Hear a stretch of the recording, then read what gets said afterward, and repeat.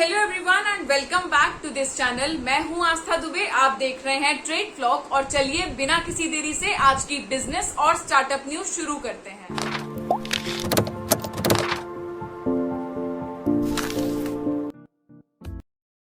Indian crypto currency जो trading platforms हैं उन पर ट्रेडिंग वॉल्यूम्स में डिक्लाइन देखने को मिला है 70% तक 1 जुलाई के बाद से, क्योंकि 1 जुलाई के बाद से टीडीएस का जो नया रूल है वो लागू हो गया है कि हर सोर्स पे जहां पर ट्रांजैक्शन हो रहा है वहां 1% का टैक्स डिडक्शन होगा।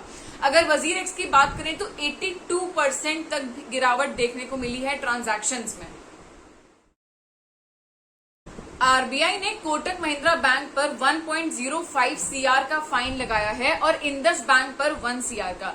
जो इंडस बैंक है उस पर ये फाइन इसलिए लगा है क्योंकि उन्होंने कस्टमर्स की केवाईसी सही तरह से नहीं की, और कोटक महिंद्रा बैंक पर ये फाइन इसलिए लगा क्योंकि आरबीआई के जो रूल्स एंड रेगुलेशंस थे रिगार्डिंग लोन्स वगैरह इन चीजों के, वो इन पर सही से खरे नहीं उतरे, तो आरबीआई ने इन पर ये तगड़े तगड़े फाइन्स लगा दिए।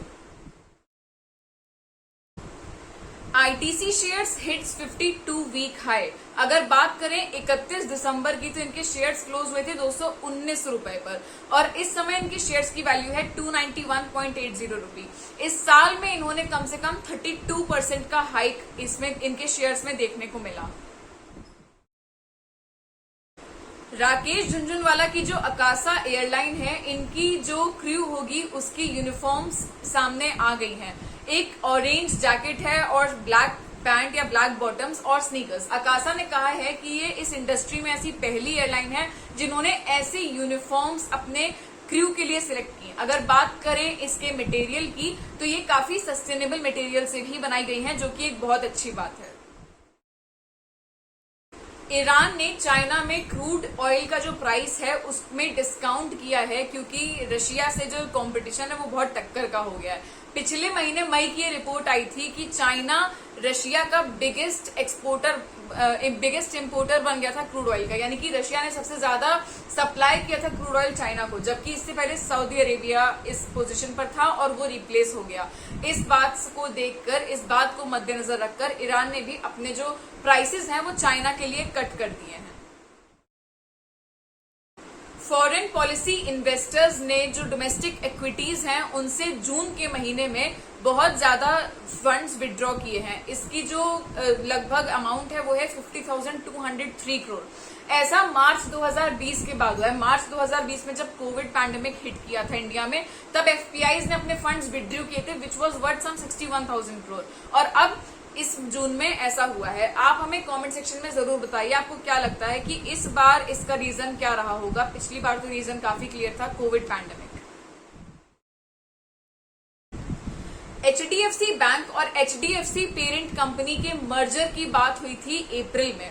अब इन्होंने कहा है कि ना बीएसई ने ना एनएसई ने इस पर कोई भी आपत्ति जताई है, लेकिन अभी भी इन्हें आरबीआई से, सीसीआई से और एनसीएलटी से क्लीन चिट मिलना बाकी है। जहां तक है ये मर्जर बहुत जल्दी पूर्णतः सफल हो जाएगा। ऐसी रिपोर्ट्स आई हैं कि जिस दिन एयर इंडिया का रिक्रूटमेंट डे था उस दिन इंडिगो के ज्यादातर जो पायलट्स थे या ज्यादातर क्रू मेंबर्स थे वो लीव पर थे, जिसकी वजह से इंडिगो की जो फ्लाइट्स थी वो डिले हो गई, जिसकी वजह से डीजीएमए ने भी अब इस पर एक कहीं ना कहीं इनसे जवाब मांगा है कि ऐसा क्यों हुआ। क्या आपको लग रहा है कि ज्यादातर जो लोग हैं वो इंडिगो को छोड़कर एयर इंडिया की तरफ जा रहे हैं? चाइना में टेस्ला कार की जो डिलीवरीज हैं वो जून के महीने में 18% तक कम हो गई because of the Covid shutdown in the country.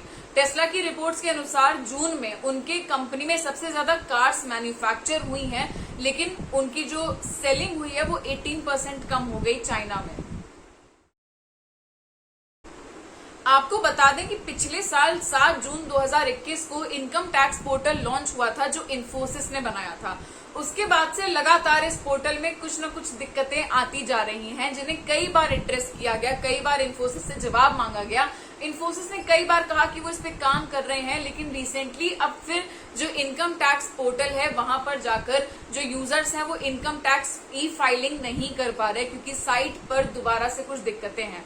इस पर इनकम टैक्स डिपार्टमेंट ने कहा है कि इन्फोसिस ने उन्हें बताया है कि उन्होंने कुछ अनयूजुअल ट्रैफिक देखा इस पोर्टल पर, इसलिए ये प्रोटेक्टिव मेजर्स लिए जा रहे हैं। अब ये अनयूजुअल ट्रैफिक क्या है इस बारे में इन्फोसिस ने क्लियरली बताया नहीं। और ये प्रोटेक्टिव मेजर्स ऐसे कैसे मेजर्स हैं कि जो अपने मतलब कस्टमर्स, जो नॉर्मल कस्टमर्स, जो नॉर्मल लोग हैं, वो भी इनकम टैक्स की फाइलिंग नहीं कर पा रहे, इस बात पर भी फिलहाल कोई क्लैरिफिकेशन नहीं आया।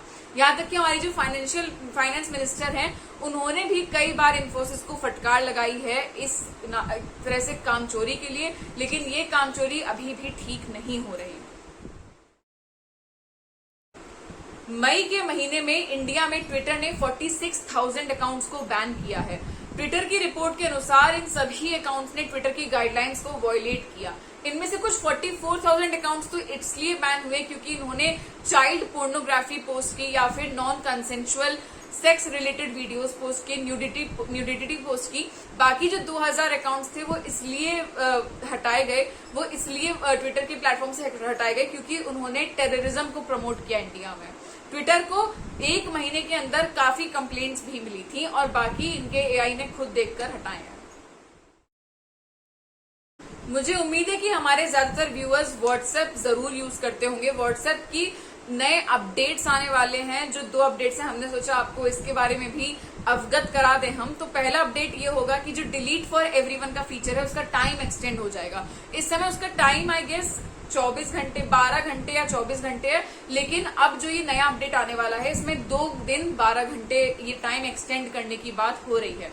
दूसरा अपडेट जो व्हाट्सएप में आने की बात हो रही है वो ये है कि किसी भी व्यक्ति का जो ऑनलाइन स्टेटस शो करता है व्हाट्सएप पे, वो हाइड कर सकेंगे आप, जैसे आप इंस्टाग्राम पे या फिर फेसबुक पे हाइड कर सकते हैं। तो मुझे लगता है ये दोनों फीचर्स ही काफी यूजफुल रहेंगे आपकी प्राइवेसी के लिए भी और बाकी जनरली भी। आप हमें कमेंट सेक्शन में जरूर बताइए आप इस बारे में क्या सोचते हैं। तो बस दोस्तों, आज के लिए इतना ही। हम मिलेंगे आपसे अपनी अगली वीडियोस में। जाने से पहले मैं आपको ये इन्फॉर्म करना चाहती हूँ कि जो हमारी मैगजीन है ट्रेड फ्लॉग, उसका नया एडिशन लॉन्च हो चुका है। It is about top India के जो CIOs हैं, उनकी कहानियां हैं उसमें, उनकी जर्नीज हैं। काफी मोटिवेशनल मैगजीन होगी। अगर आप पढ़ेंगे, अगर आप अपना स्टार्टअप या बिजनेस शुरू करना चाहते हैं, then you should definitely get it. बाकी make sure you like, comment and share this video and subscribe to our channel trade flog.